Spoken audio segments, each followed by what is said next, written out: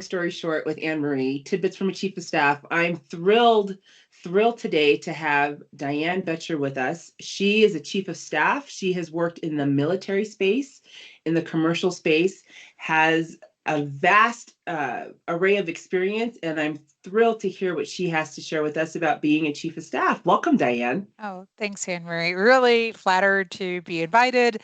Happy to chat with you. Looking forward to the conversation. Awesome. Well, let's just get started. Since you have been a chief of staff in both the military sector and the commercial space, can you give us a little bit of a history about the chief of staff? I think Sure. that'd be really interesting. Yeah, it actually goes all the way back to Napoleon, and he created a staff structure because he realized that he was busy commanding his army and he needed a staff to help run things. And he set up 4 divisions: um, admin, intel, operations, and supply. And even to this day, NATO countries use those codes to refer to those functions. And then, but he was busy running his army, so he needed somebody to run the staff.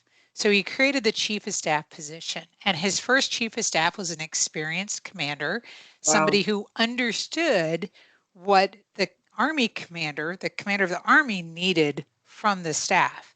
And so a very senior position. And when I was in the Navy, I was chief of staff for a 2-star admiral, and I was had been a commander. I had Mm, sat in the seat of his directs, and I helped to run his staff.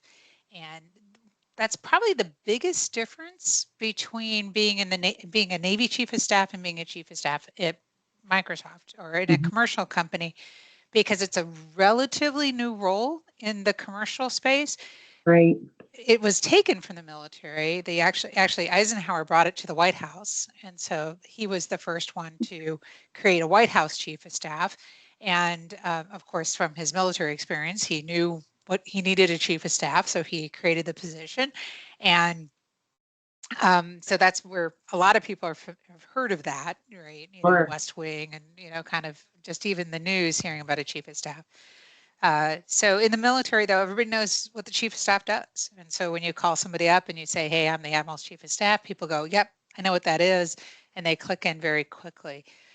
It's also fairly standard across Mm, organizations, where in the civilian world, it's different people expect different things from their chiefs of staff. right. And so I think there's a lot of variation Hmm. what that role is. And for me personally, I need to be the strategic partner of the Right. principal. That's how I view it. If you don't need a strategic partner, then you don't need me being your chief of staff.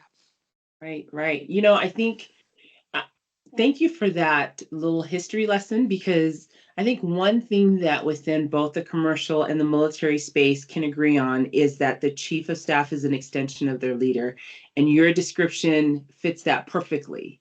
In order for Napoleon to do something, he had to have somebody who already knew what was necessary so they Yep. could go and do it, which is why one of the key things about being a chief of staff is being able to anticipate what that leader needs, Yep. and then you go and Absolutely. do it because you are an extension. So that's beautiful. I really appreciate that you kind of set us up for the framework of what a chief of staff is. Mhm. The question I love to ask folks initially is, tell me 2 things that you think every chief of staff should be aware of or they should know, again, based on your excellent experience.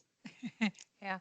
So the first thing a chief of staff should know is, and this is generally speaking, is like you said, you're an extension of the boss. And so constantly be asking what's his next question or their next question going to be, right? And so it's that anticipation of figuring it out.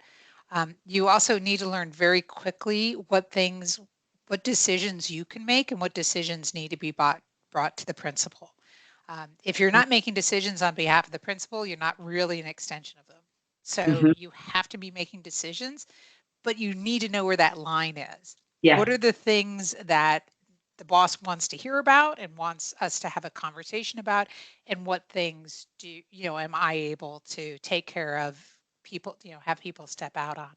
So those are the two things: is what's the next question that they're going to Yeah. need?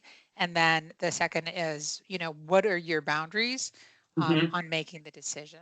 And, quick story, I was probably about a month in role with my admiral, Hmm. and we had a commander ask a question. And I didn't know if I should, make the decision. I had a perspective. I took it to the boss. I said, here's the question. This is what I think should happen. He said, yep, sounds good. Let him know. So I let him know. And then he sent an email, left me off of it, went around me to the admiral and asked the question again. The admiral responded to him, putting me on the response, and said, I believe Diane already answered this. Wow. And like, bam, everybody knew. Yeah. Like, that was just the perfect thing for him to do, to back me up. And then people knew, hey, if I said it, it's like the boss saying it. And Yeah. just let's not waste each other's time by you going around me, because Right. I'm not gonna say something that he's not going to agree with, Right. because that's not my role.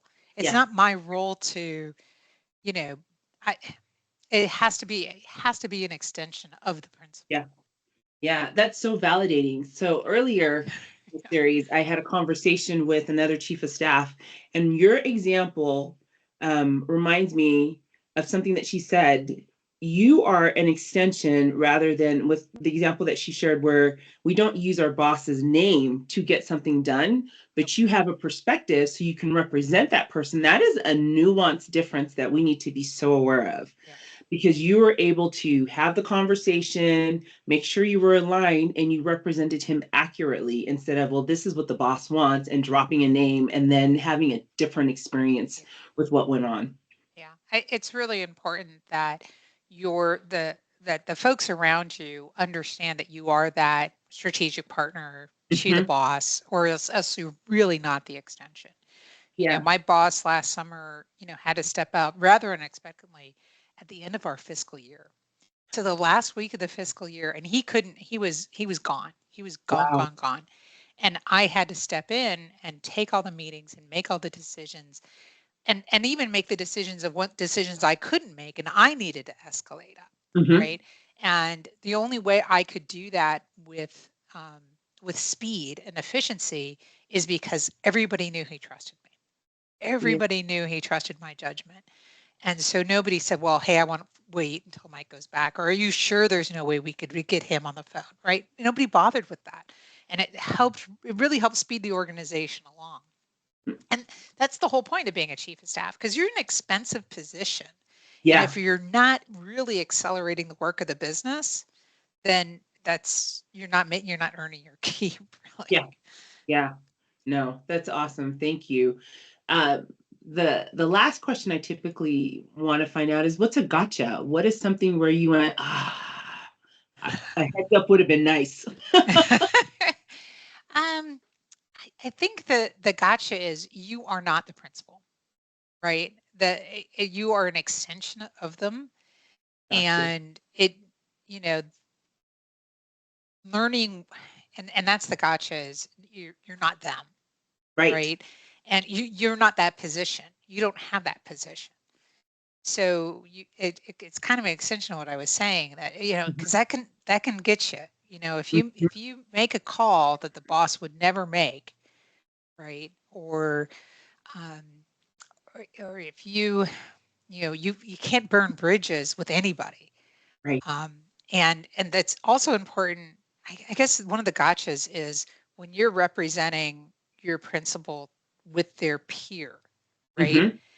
And you really need to be building that bridge, right? Yeah. You can't necessarily you have to be careful that you don't get confused and think that you're the principal. You Right. can speak for them, you can be an extension of them, but at the end of the day, you're not them. You're not the boss. You're not in that role. Like, I wasn't the commander, I wasn't the admiral. And when I was talking with other, not other when I was talking with his peers, with flag Hmm. officers, it was really important for me to remember, like, where I was, because if you over, and I think I learned that lesson vicariously. I don't think I did it. I think I saw somebody do it and it Right, did not end well for them right. because it was, like, who does he think he is? Like, you're not that person. So it's a, it's a, there's a lot of diplomacy to this role. There's a lot of impact and influence without positional authority. And you have to finesse it and you have to be diplomatic and you have to be constantly building that relationship and those partnerships and the networking Yeah, because that's how you're going to get things done. You're not going to get things done because I said so. That's right, right. not No, and that's and I think sometimes we want to learn those lessons vicariously. We want to see and say, all right, I'm not gonna go down that rabbit hole. So thank you so much for sharing that and just your thoughts in general. And then again for the brief history lesson, because for me that was fascinating. I was like, what? I learned something new. I love it. So thank great. you. Thank you. Folks who dialed in, I'm so grateful that you were able to listen to this little nugget of wisdom from our friend Diane, who, again, has amazing experience. My name is Anne Marie. This is the Long Story Short, Tidbits from a Chief of Staff, and I will see you with our next episode. Thanks again, Diane. Oh, thanks, Anne Marie. It was a pleasure.